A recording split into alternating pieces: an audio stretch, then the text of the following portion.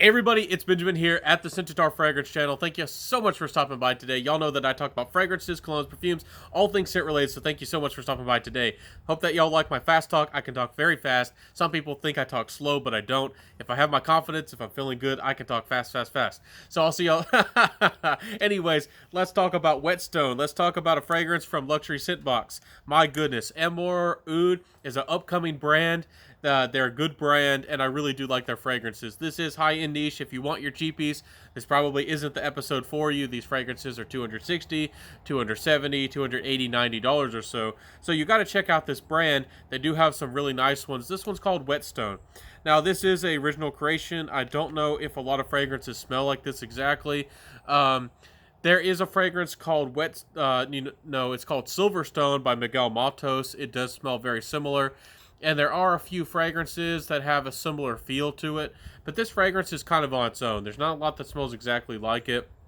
Um, it has a little bit more of a vetiver feel to it, a little bit more of, again, like stone. If you've ever smelled a stone, there is a very faint smell like it, and I think they captured the smell of a stone very well. It's a very well done fragrance. There are a lot of notes to this fragrance. You can Google them or just go online if you'd like. I don't really want to read you all the notes because I like to talk about the main accords, what's coming through with the fragrance, what are you really going to detect in this fragrance? What does it smell like? This fragrance smells just kind of like a vetiver fragrance. It smells kind of laid back, kind of gray. Again, captures the smell of like a white gray stone really, really well. It might remind you of vetiver, maybe distantly smells like something like Grey Vetiver by Tom Ford, but this one is a little bit more well-rounded. This stuff is really, really well-rounded. It's really nice. I think it's a little bit more gentlemanly. I think that you have to like things like vetiver fragrances to really like this. I don't think that if you're looking for an aquatic as a young man, if you're a lady, I mean, of course, everything's unisex. You can wear anything you like, but I don't think that ladies are going to be drawn to this fragrance, at least for themselves. I think that this is a really nice, gentlemanly fragrance. It does have some citrus to it. It's not, and it has a really well-rounded, nice nature to the fragrance. At first, I thought this fragrance, I just thought it was maybe just a little bit boring. I didn't think it was that unique. I've given it a little bit of time, and it started to grow on me. This is a really nice fragrance for, if you're a laid back guy, if you want something more reserved. It's kind of funny. I don't think that a lot of guys out there who are more reserved, more stoic, more personal, maybe somebody who traditionally wouldn't really wear a fragrance. I think that this fragrance has that kind of character. That if you know an uncle, a dad, or somebody who maybe has a little bit of salt and pepper going on, if you know what I'm saying, um, if he's never liked a fragrance before, I think that this is the kind of fragrance that might just get him interested in wearing something. So it's nice, it's well-rounded, it's very smooth. I really like this fragrance. It started to grow on me on a big, big way. Anyways, it's a nice, nice fragrance. But it's not terribly unique. It's not going to shake the world. It's not going to make people flip out. It's not going to make people freak out. But it's a nice fragrance nonetheless. It's nice. I really do like Olmsted and Vaux by Fleur. I need to do a review of Fleur and really talk more about that good brand. But, there's not really a lot that smells similar to this fragrance. And I also do like that as well. Let's talk about the performance. Let's talk about, how long this fragrance lasts and its projection.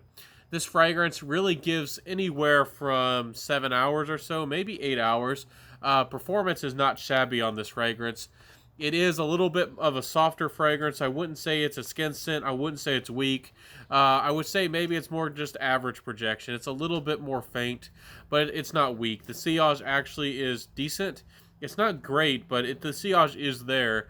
So people, if they get close to you, if you're having a personal conversation, people are able to pick up on this, and it does have a little bit more of a distinct, or it still is pleasant, but it's different. I don't want to say unusual, because when people think of unusual, they sometimes think of, it comes off, people think it's a negative word or a negative thing.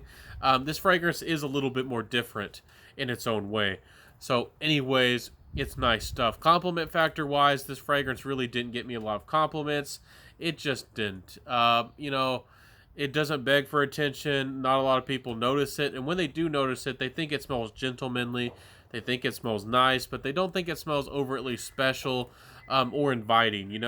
Aquatic fragrances, and especially in the United States, they like a lot of sweet fragrances. So this isn't exactly sweet. This, again, is a little bit more on that reserved, almost grassy vetiver side of things. Anyways, with the price, this stuff is not cheap. This is about $260 or so for a bottle.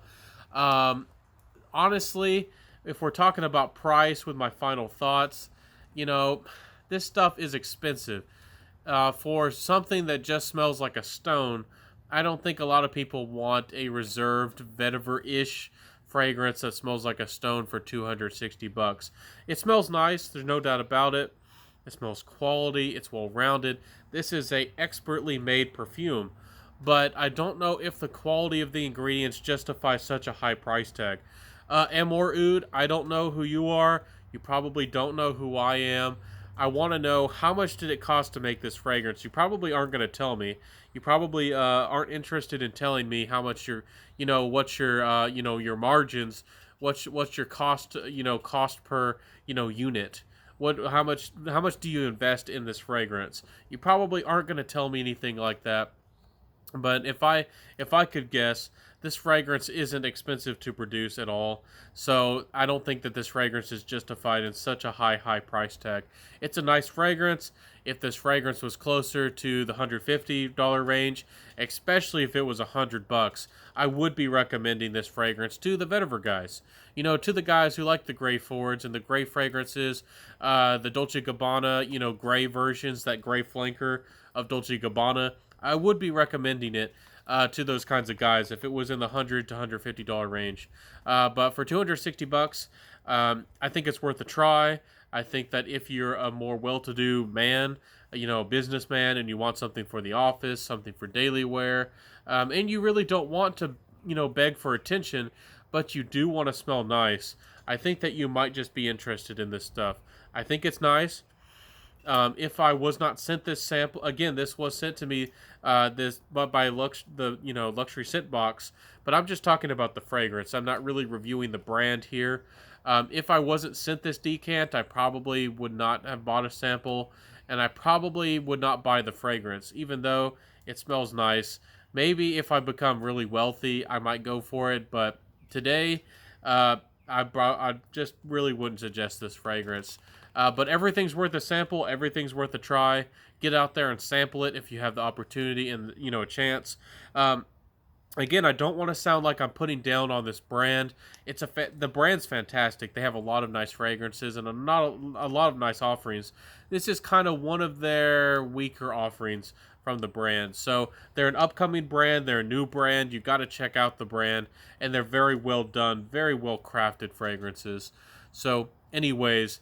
And final thoughts. Again, this decant was sent to me. Check out the brand if you want to for luxury decants. They are good value for what you're getting. These are 9 mils. They're not 8. And if you were to just pay for this normally, this decant here, it'll cost you about $16. Normally would cost you $23, $24, and that's not even including the shipping and the decant, the bottle, the frame, the glass, and the atomizer. That's just the price for the juice itself. So anyways, thank y'all so much for being here today. Thank you for all of your love and your support. If you like my content, please like, comment, subscribe, hit that notification bell. And when you do hit the notification bell, hit all notifications so you don't miss out on my regular content. I upload regularly. I have been uploading just about every day for a long while, so don't miss out on my good content. Anyways, I'll see y'all next time, my friends. Let me know, what do you think about this fragrance? Have you heard about it? What do you think about the brand, the fragrance? Do you like stone fragrances? Do you like vetiver fragrances? Let me know in the comment section below. Anyways, I'll see y'all next time, my friends. This is the Scentadar Fragrance Channel. Have a good one, my friends. Have a fantastic week. Have a good one. I'll see y'all next time, and bye.